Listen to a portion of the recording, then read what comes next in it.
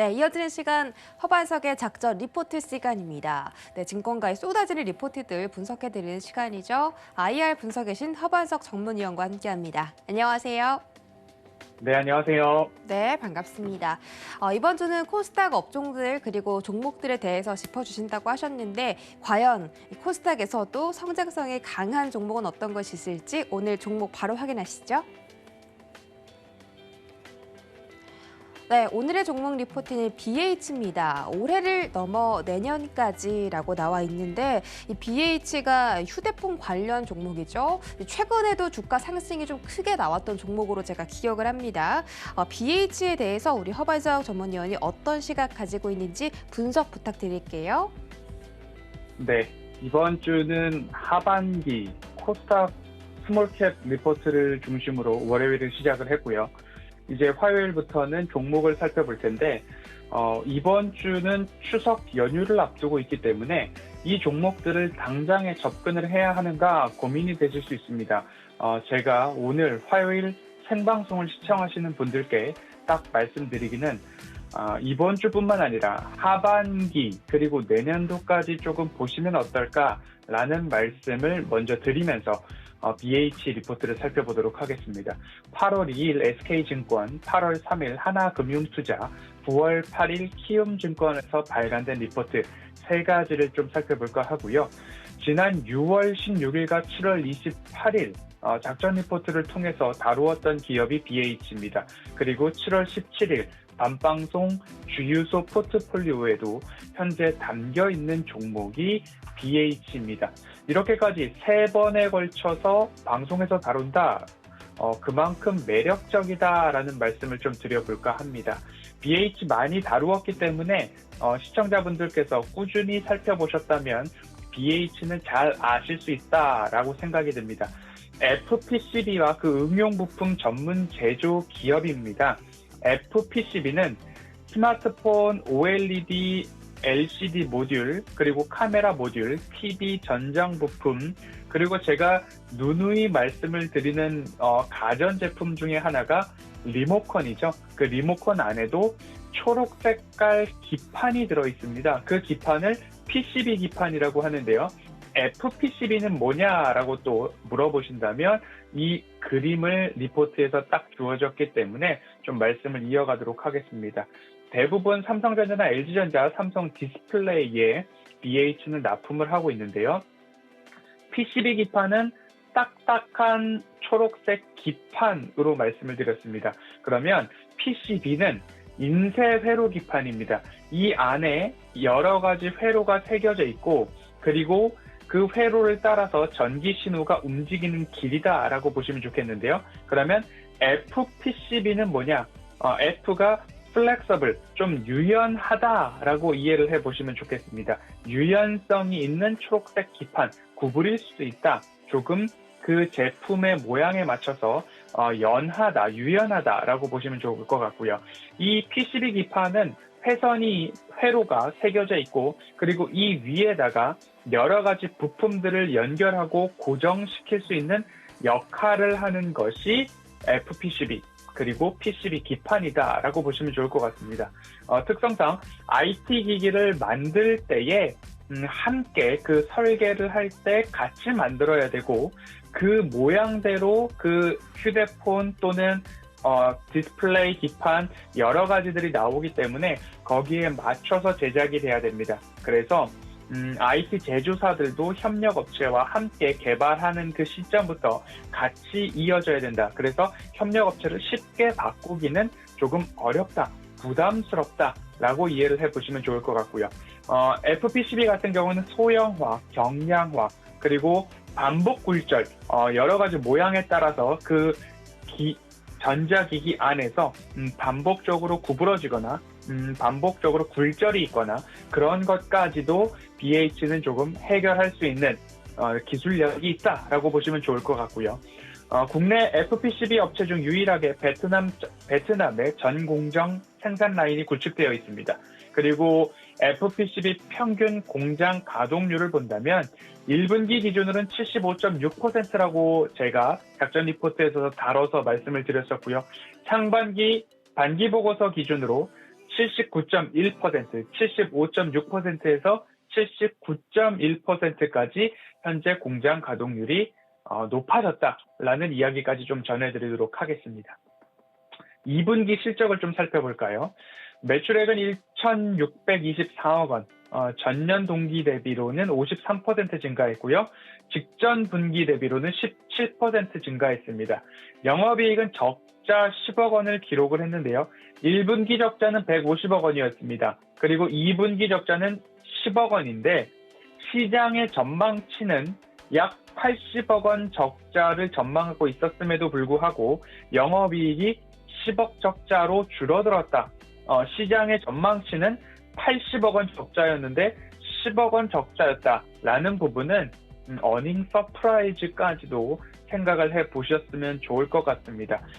지난 6월달, 7월달에 제가 어떤 말씀을 드렸냐면 3분기, 올해 3분기부터 흑자 전환 턴어라운드가 전망됩니다. 강하게 전망됩니다. 라는 리포트들을 가져와서 말씀을 드렸는데 자칫 잘못했으면 2분기부터도 흑자 전환이 달성될 뻔했습니다. 그만큼 턴어라운드에 대한 기대감 그리고 2분기 실적을 통해서도 이 부분이 강하게 확인이 되고 있는 기업이 BH다라고 보시면 좋을 것 같고요.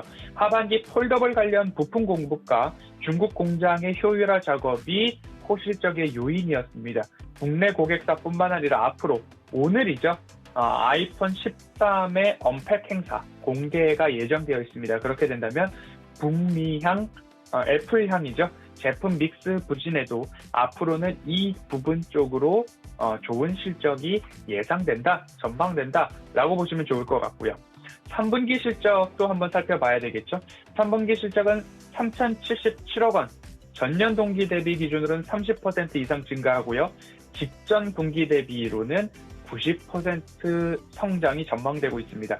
영업이익은 370억 원으로 전년 동기 대비 22%, 직전 분기 대비 이제는 완연한 흑자에 대한 기대감들이 리포트에 딱 박혀서 나오기 시작했습니다. 결국 북미향 고객사 매출 극대화되는 분기가 3분기다라는 이야기 나오고 있고요. 신규 모델이죠. 아이폰 13 출시에 따른 매출 증가와 판가 상승 영향까지 있을 것이다 라는 이야기 나오고 있습니다.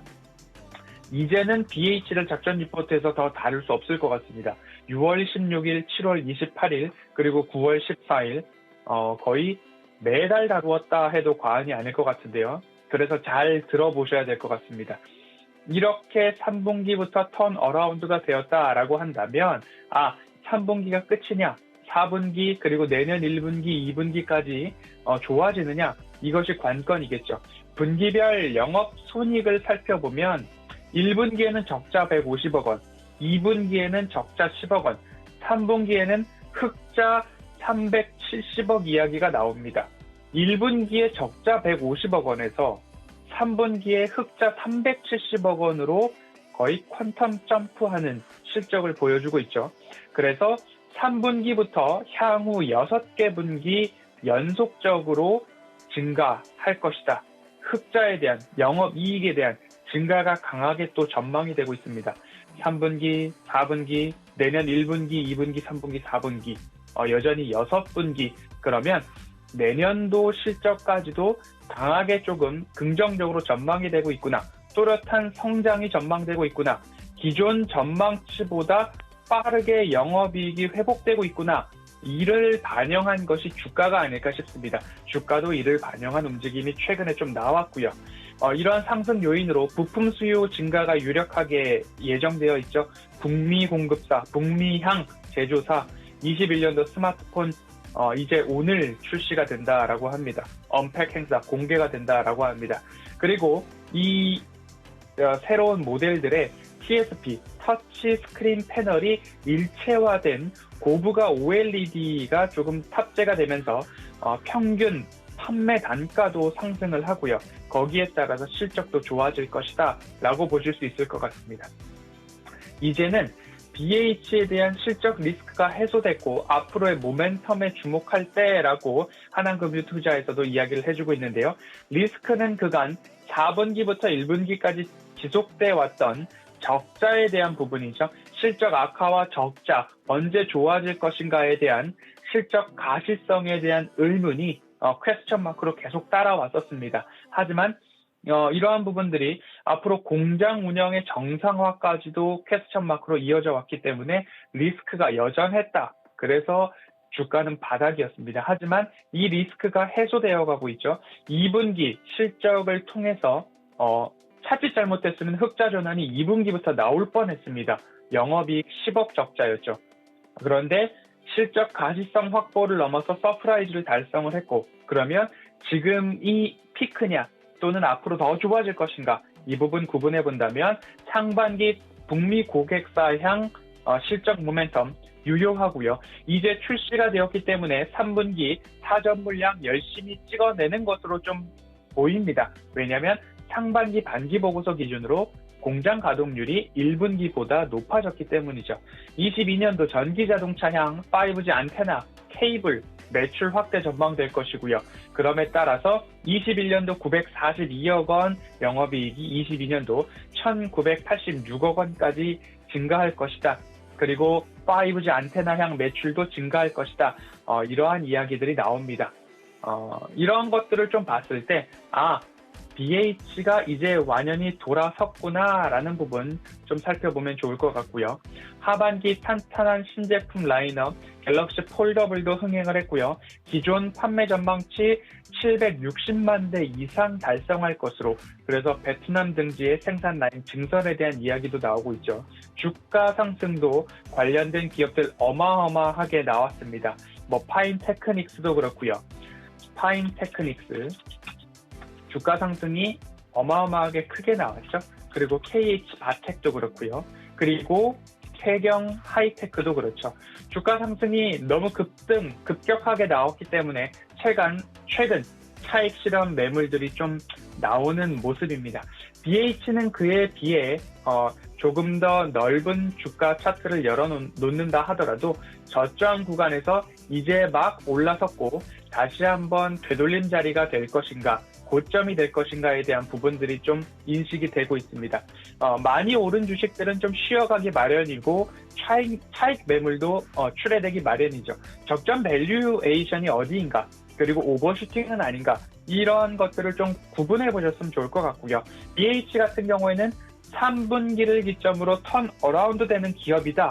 이렇게 좀 살펴보신다면 현재 차트상 그리고 주가상 어디서 접근을 해야 할까 조금 더 고민이 되는 차트의 모습이 아닐까 싶습니다. 당장의 추석을 앞두고 접근하기 부담스러울 수 있습니다. 하지만 이제부터는 조금 관심을 가져두시고 이러한 추세상 한번 저점 구간마다 한번 매력도를 갖고 기억을 해보시는 기업이 BH가 아닐까라고 추석 선물 겸 말씀을 드릴 수 있을 것 같습니다. 3분기부터 턴어라운드가 된다.